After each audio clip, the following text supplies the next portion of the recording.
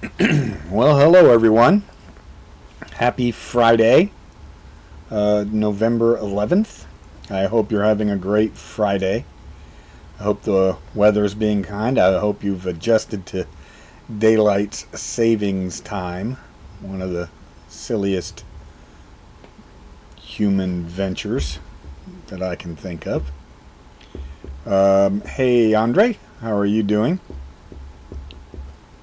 Oh, you're in Soda City, huh? Oh boy. I didn't really. I titled this week Potluck because I really didn't have anything pressing on my mind to talk about. Um, Maybe vlogger's block or something like that. I was sort of thinking of rehashing a little bit of what we covered last week, and I shot a little bit of video, but it really wasn't going to help iron things out any or anything like that. So I eventually decided against that. So this might end up being just a really super short one just because I don't have any specific topic unless some questions come up. I could, now that I think about it, dive into Andre's list of questions. If I pull up that old email, give me just a moment.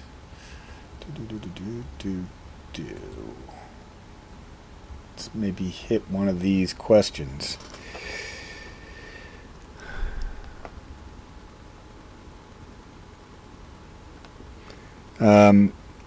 Let's see. The one that just jumped right out at me is under techniques. Wing Chun is known for its close quarter combat techniques. How does it prepare practitioners for real life self defense scenarios?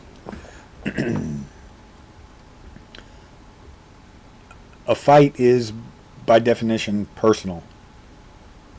We could argue that wars are not, but a fight or a self-defense situation is inherently personal. It is also inherently extremely close quarter. So any combat system or any defense system that deals with close range is helping you deal with self-defense. Andre, you've heard me say I often suggest that women who take a martial art for self-defense should at some point for some period of time take jiu-jitsu, either Brazilian or just plain jits, or a grappling, do some grappling classes or something like that, because that, especially for women, the fight inherently is going to end up on, in most cases, in terms of self-defense, will end up on the ground and extremely personal, extremely close, in the grappling range. Musashi's 5 rings. Just outside of the ability to fight, long range, medium range, short range, super short, and grappling. All self-defense deals in that medium range down to grappling range. So Wing Chun is very advantageous in that regard. Self-defense systems that limit themselves or reduce themselves to just long range do themselves a disservice in terms of self-defense, I think.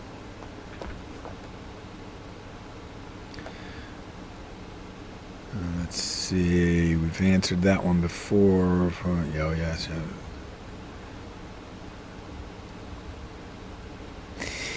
Here's an interesting one that kind of goes to what we were doing in class this week. Footwork is a fundamental aspect of Wing Chun. What are the critical footwork patterns and strategies practitioners should master, and how do they contribute to the overall effectiveness of Wing Chun techniques?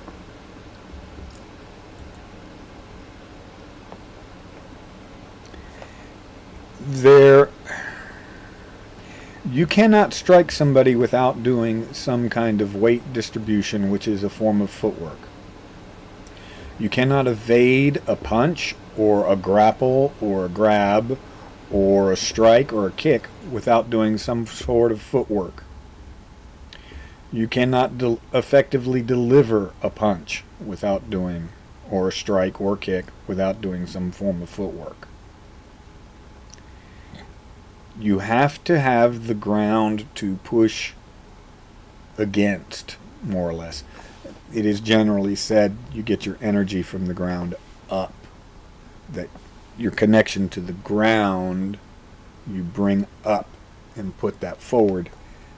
And that is one way to think about it. Another is to think that that's what you're pushing against. That you are trying to separate your opponent from the ground by extending a punch or whatever, or a kick or whatever, between the opponent and the ground you stand on. You're trying to push them off of the ground. All of that hello Fresno. All of that is basically footwork. And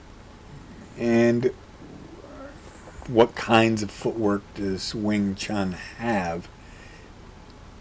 I think one thing that happens is there is a bit too much attention paid to a rigid idea of what footwork is. That things have to be a very specific way. There are some general ideas in terms of movement, the kind of stuff that we go over in class: step, slide, push, shuffle, slide, shuffle, step, slide left, step, slide right, reverse stance, quarter pivot left, quarter pivot right. Just the ability to move in a balanced way, weight usually toward the back, not necessarily 100% on the back, but usually towards the back, with an understanding that you can shift your weight forward and back. That's fundamentally it. Now you can give it names and you can get really particular about how it's done. You shouldn't be too particular. The main thing in Wing Chun is that you be fluid, which is why we get away from the really deep, for the most part, we get away from the deep horse stance that's often seen in karate. Not that we get away from it entirely. In the Luk Din Bung Guan, the long pole, you use a very deep stance because you have very extended weight, and you need that structure to deal with that extended weight, and that translates over into non-pole techniques such as throws and trips and things of that nature.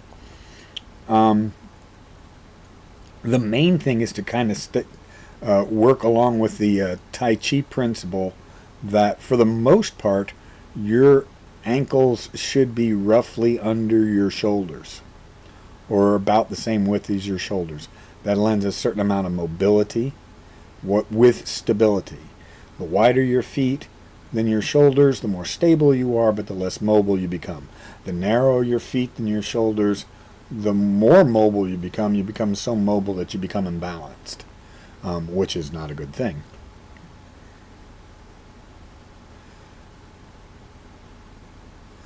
Oh yeah, well, Dana Santo, Guru Santo's stuff in terms of Jeet Kune Do, some say he modified, and I'm reading Andre's statement here. I saw some Dana Nasanto Jeet Kune Do Volume 1 striking training videos, good stuff. His stuff is pretty good. Some people argue that he altered Jeet Kune Do. I don't. Certainly he personalized it. His real big thing is Kali. And so he did what he did what I teach you guys to do. He made it his own. Okay? He made JKD his own. And so there's a bit of Kali-esque style flash to it. I think society altered Jeet Kune Do. just the selling of it required it to change, or didn't require it to change. It just instructors played to the audience rather than trying to stay to the concept.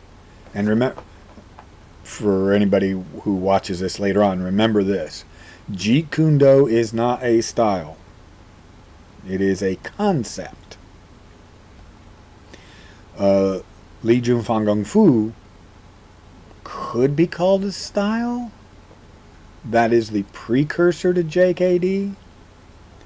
But all Li Jun Fan Kung Fu means is Bruce Lee's way, Bruce Lee's mastery. So it itself is not a style. If you called it a style, it's significantly more Wing Chun than JKD is. Okay? So you have to keep that in mind. The Guru Inosanto tells interesting stories about his time with Bruce. One of the interesting stories is that Bruce wanted something to hit, and in real life your target is mobile. And so Guru Inosanto took a standard boxing glove and put it on backwards so that Bruce could have moving targets. Guru Inosanto was also in the teaching system in California, a phys ed teacher, and he got a baseball catcher's gear and some pads for the legs, just so that he could move around and give Bruce target, because Guru Inosanto was tired of getting hit. And from those things we get a lot of the padding that is currently used. Manufacturers of boxing gloves saw the pads, saw the way he was using gloves, and developed pads, focus mitts, and other martial art striking equipment. But at the same time that he did that, to protect himself and to give Bruce, and therefore potential students, more targets or moving targets and the ability to hit hard, he took away some of the trapping. Not intentionally, but just by the mere fact of now you're punching a pad with you probably have a glove on, but even if you don't, if you're punching the pad bare knuckle, but your opponent has these huge pads on, they can't grab you, they can't trap you, but you can start to trap them to some degree, but not to the same length, because their hands are bigger than normal. They don't pack down like they used to. And like I said, they're not actually trying to grab you or punch you. And then people enjoying that high energy, enjoying that vigorous workout, to start to protect their knuckles and keep them from getting raw on the focus pads, they started wearing gloves. And before long, every JKD school on the planet is wearing boxing gloves. You can't trap with boxing gloves. All right, you can trap very poorly.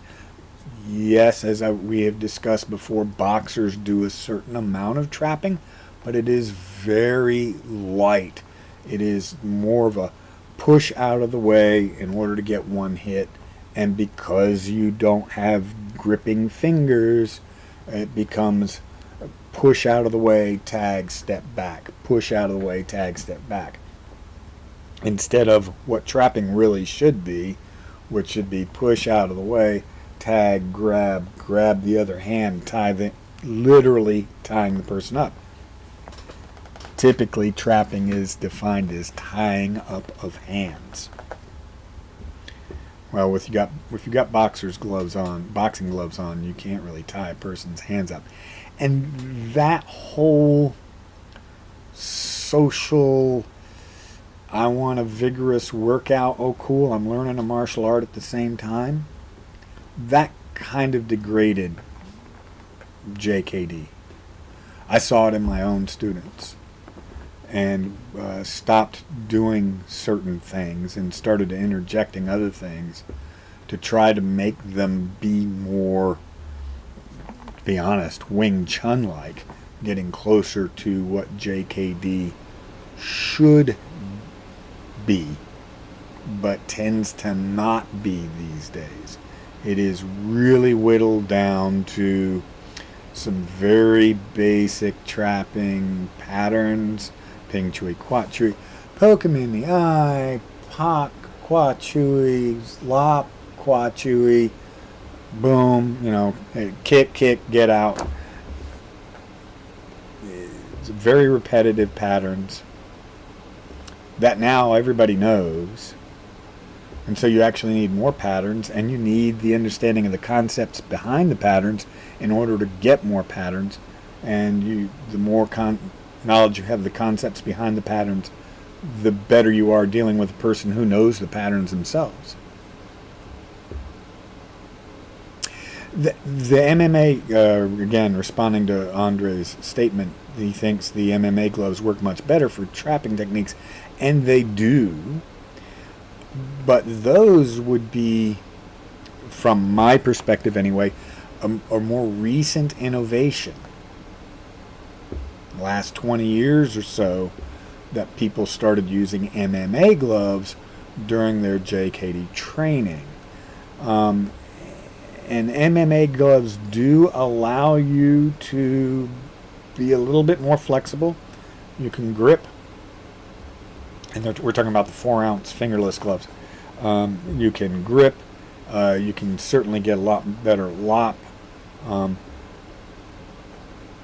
I have my issues with JKD, even in its purest sense, in that Bruce Lee, Sijo Lee, focused on long range, long and medium range. His drills and patterns that tend to be used tend to be get in, strike, and get out, which makes it almost entirely striking. And that you're going to win your street fight by knockout.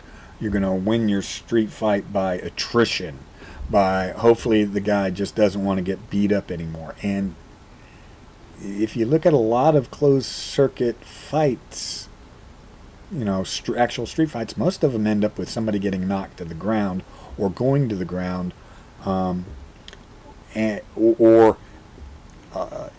if you're in the situation where you're defending others, just hoping you're going to knock the bad guy out? No, you'd be better off if you could actually clinch him or hold him. Those things are supposedly taught. I know when I was teaching JKD, I did teach those things, but they're not taught to the same degree, and so it doesn't come off as well. It doesn't happen as often. There's much less clenching. So the MMA gloves are a relatively last 20, maybe 30 years tops. Relatively new tool, but it still doesn't solve the problem of how JKD is taught. And the social pressure from the social pressure on the teachers or the schools of, if you own a martial arts school, especially a JKD school, one thing you hear a lot, somebody will come up to the door and say, I want to get more fit. Very few people say, well, I want to learn how to defend myself. They'll start off by saying, I want to get more fit, and I could learn to defend myself while doing that. So they put the defense as kind of a secondary or tertiary concern. That drives the school owner to teach in a manner that provides a vigorous, intense workout. That, in turn, drives the instructor to have to simplify a lot of things, because the new student knows nothing and you have to bring them up to speed, but they have to have gotten their workout tonight, that first night. If they do not get their workout, if they do not feel sweaty that first night, then they will go away thinking, I can't get the workout that I want, which is what I told them when I came in the door, and therefore they won't sign the contract. For those schools that do contract, which is most of them. I'm one that does not do contracts. I'm month by month. But that causes you to go into very simple routines and patterns. And it gets away from grappling and weapons to a certain degree, because again, you have to appeal to the lowest common denominator, which is the new person who knows nothing. But they have to get that workout, versus trying to run a school with the mentality, I want to teach you a self-defense system and an art, and you're not going to learn it all today. And you're not, and the workout is not necessarily the thing, right? Just being up on your feet for an hour will be good for you, for most Americans in particular, the couch potatoes that we are. Just standing on your feet and thinking about something and doing a little bit of something is good. The way I see it, the workout quality should come over time, which is kind of like how it has happened at the school, Andre, is that you start off doing a little Wing Chun, and then maybe, okay, well, I'm liking this. Oh, there's a kickboxing class. Well, we're not really worried about technique all that much. Oh, that's how I can get tired. I can do the Wing Chun and learn stuff and get into complex technique. And if I want to get tired, I take a kickboxing class. I often have just been very blunt with people. If what you want is workout, if what you want is to improve your cardio or improve your strength, Andre's heard me say this, then what you do is you get up in the morning and you jog before breakfast. You jog until you can't jog anymore, and then you walk home. And in the middle of the day, you find something heavy, a chair, a rock, or whatever, and you pick it up and you put it down, and you pick it up and you put it down, and you pick it up and you put it down till you're tired. And in the evening, sometime before you go to bed, you jog until you're tired, and then you walk home. And I promise you, if you do that every single day for 6 months, you will be as strong and as healthy as a horse. I promise you. You won't have learned squat, except about yourself and what you're capable of doing. But you do that and eat healthy, you will be healthy as a horse. It does not take anything magical to get a workout and to become stronger and healthy.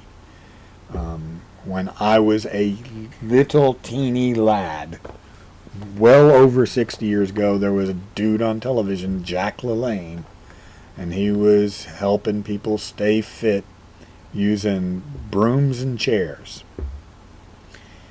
I've told people before, if all you're concerned about is being healthy or getting fit or getting a workout, go to Move Fitness. It's $10 a month. You don't want to pay me to teach you fancy technique. If you want to learn fancy technique, if you want to learn an art and you want to learn to defend yourself, or like in the case of Devin, one of our students who's preparing to go in a ring, you want to learn that. That's what you pay me for. And in Devin's case, I'm hoping that he is also going to a gym someplace and getting some really good conditioning. The grappling work that I do with Devin, and the kickboxing work does get him a lot of conditioning, but he needs to get more, especially before he goes into the ring. Again, reading. In the future, when people see these videos, if they run them in replay, the chat is there, but sometimes when people are watching a video like that, they don't pay attention to the chat. So again, reading Andre's comment, from my, this is Andre speaking, from my POV point of view, there are aspects of kickboxing that I find useful in my Wing Chun self-defense toolbox. Yes, that's why I do it that way. That's why I did not choose, I intentionally chose to do kind of an open kickboxing, which is an amalgam of whatever I think is handy, as opposed to doing strictly Muay Thai or doing strictly JKD or doing strictly any number of Jitsu, BJJ, whatever, any number of things that are fitness oriented or conditioning oriented, but have specific rule sets. I try to float the rule set around, or skills, I should say, rather than rule set, I should say skill set. I intentionally try to find things that connect to Wing Chun or enhance your ability to perform Wing Chun. And in general, the better conditioned you are, the better your Wing Chun gets. I do not believe that 200 years ago,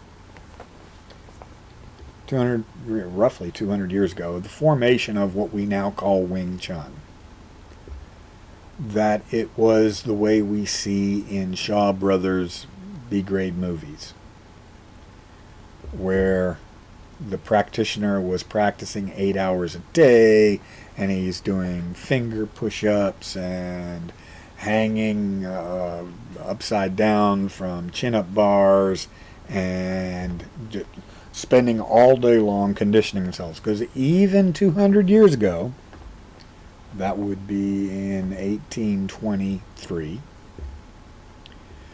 people had to earn a living. They had to farm the land or raise the chickens or milk the cows or go into town and roll the noodles or sweep the prison or whatever it was they did to earn a living. They had a job. And 200 years ago was before here in the United States we developed the 40-hour week. We developed the 40-hour week in the 1930s, I think it was, somewhere around there. So they weren't working 40 hours 200 years ago in 1823. They were probably working closer to 60 or 80. The martial art was a side study in what little bit of free time you could muster. You might have been more physically fit because life was more physically demanding, but the whole movie, we're going out and we're making ourselves strong for our martial art. That was not the average Joe that was taking martial art, more than likely. It was as much a hobby then as it is now.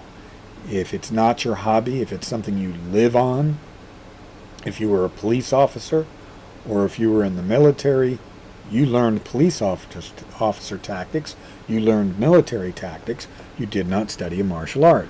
You might incorporate a little bit of what martial art was available to you, or you might have had some as a kid, and you might have incorporated some of it. But if you're in law enforcement, you learn how to make arrests. You learn how to call for other officers. Even back then, before they had radios, that's what they used whistles for. And certain whistle patterns, and how you bring in other officers and how you take people down. That was life. That is life now. That was life then. Again from Andre, what I tell people all the time who ask me what I do, I tell them just to walk. Yes, try to reach 8 to 10,000 steps a day. As my doctor once told me, motion is the lotion. Yes, and in terms of getting better fit, Andre, you are a prime example, having gone from over 400 pounds to now sitting at around 225. Yeah, just move, move, move, move, move, move, right? That's separate from a martial art. Martial art is a great way to move. It's a great way for an hour or two a day. Even if you're a dojo rat and you can do it 2 hours a day, 6 days a week, there's still a lot of other time for you to be moving in some fashion. Andre mentions the U.S. needs to join most of the free world and move to the 4-day work week. Yeah, I would agree with that. The unfortunate aspect, though, of moving, let's say the U.S. did move to a 4-day work week, that extra bit of time, most Americans would use it to be lazy. And our obesity problem would get worse. I'm not saying that work is the solution. It's not. The stress created by work, especially the way we work in the United States, and the way the boss man wants us to work, the stress is a health hazard, an immense health hazard. But that would be something that would have to be put in the public's mind when we go to a 4-day work week. Is hey, you've got to go out and do something with that time, especially for your health. If you're not a member of a gym, get a member of a gym. Be a member of a gym, and not just one gym. I intentionally keep my rates, as far as martial arts school is concerned, I keep my rates reasonably low, thinking that, yeah, hopefully you're doubling up. You're going to move fit, like you do, Andre. You're going to move fitness for some time each day. And then you're coming and you're learning something that's active for a certain amount of time each day.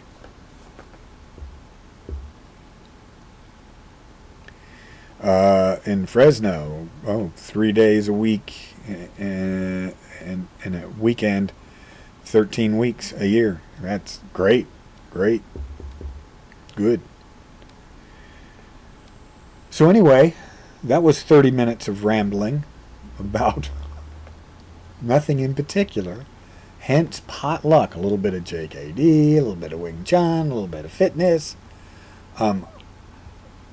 During anybody who watches this, whether you're watching it live, like Fresno or Kung Fu World in Fresno, or Andre, and anybody who watches this during the week, if you have a question about something specific about Wing Chun or about martial arts in general, or how I view things or do things, shoot me the question. In an email, put it in a comment on the video. I mean, on YouTube, they always let me know if somebody comments on a video. Yes, a little bit on JT too. Jits, a little bit on Jits, and BJJ, covered a little bit of everything. But shoot me a question. One of the reasons I came up with Friday's Foo was to answer questions, get specifics. I'm still getting questions about how come I'm not doing any regular class videos. And part of it is just the tedium of doing it, since I'm now teaching 5 days a week. 2 classes a night instead of 1. Way back where most of my videos come from, I was teaching 3 days a week, 1 class a night. Now I'm teaching 6 days a week, 5 days a week, 2 classes each time. And then the shooting the video, editing time, posting time, or compiling time, it's just become a bit too much without some kind of assistance. Yeah, corn mash. There you go. So that's one of the reasons I came up with this, was because that old approach was getting to be too difficult. 2, I wanted to be able to address specifics, and for that I needed questions. when I shoot videos of class, it's kind of like these Friday Foos have been. It's me saying, here's this, blah. But this live stream allows there to be an answer back and forth, question back and forth. And that's what I'm really looking forward to and hoping we'll get more of. We'll see how it goes. It's not working out. It's been kind of slow to get started, but we'll see how it goes. Andre says, since I'm a huge adage guy, I tell people who give me excuses on why they can't do something, be greater than your greatest excuse. Yes, that is a good adage. There are so many wonderful cliche statements in the world. If we all lived by most of those cliche statements, it would be a nicer world. Just saying. So anyway, unless there's a last minute question, we've gone 30 minutes, and I tend to shoot for about a 30-minute mark, give or take a little bit. We'll call it for this Friday. I hope you guys have and Veterans Day. Let's not forget, tomorrow is Veterans Day. If you have a veteran in the family, be sure to thank them. If you know veterans, and I know several, be sure to thank them. Veterans Day is about anyone who has served, or quite frankly, anyone who is in service. It's not Memorial Day, it's Veterans Day. Thank those who've been in the service. And you all have a great Friday, and above all, keep on training.